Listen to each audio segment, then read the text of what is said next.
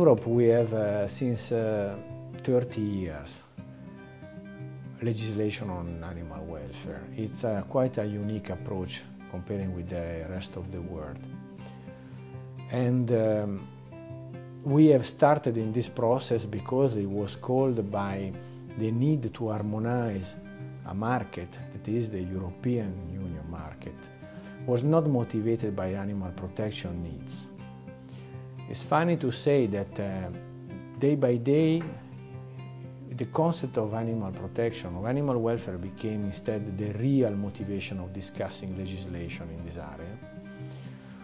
Legislation that today is quite extensive, covering farming, transporting and the killing of the animals for food.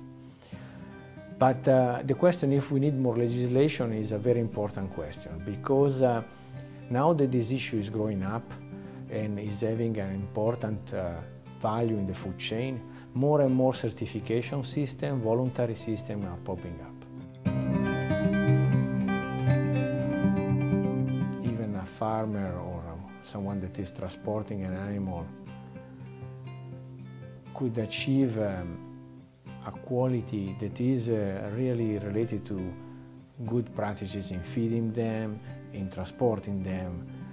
It is clear, based also on many science available, that what we call an happy animal is an animal that is producing better.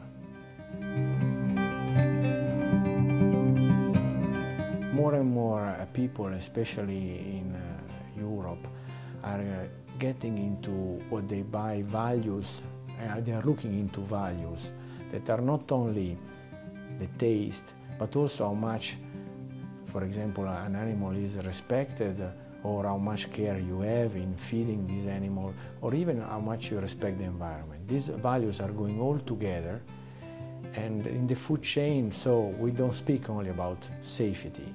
That's something that is very important for the European, but is no more the only concept in which you base your trust and your search for something in your food.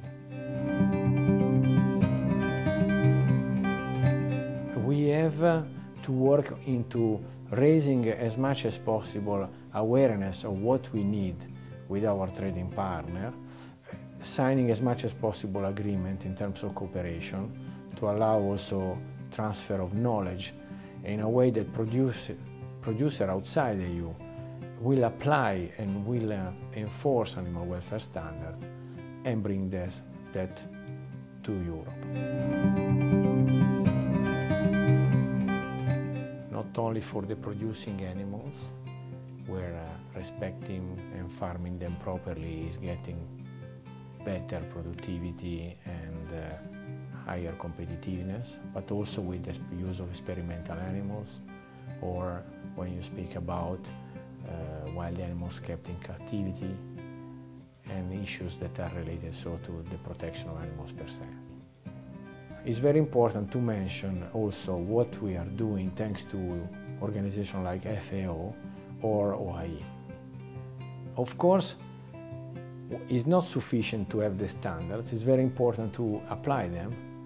And to apply them, and this is the tricky issue, you need a lot of knowledge and resources, and we need investments done by international organizations that have capacity to stay in these countries in the world and help raising awareness and knowledge and expertise. This is why FAO, for example, has been of great help with the work that has been done with the expert meeting on animal welfare some years ago, and with initiatives that have been similar in the recent years.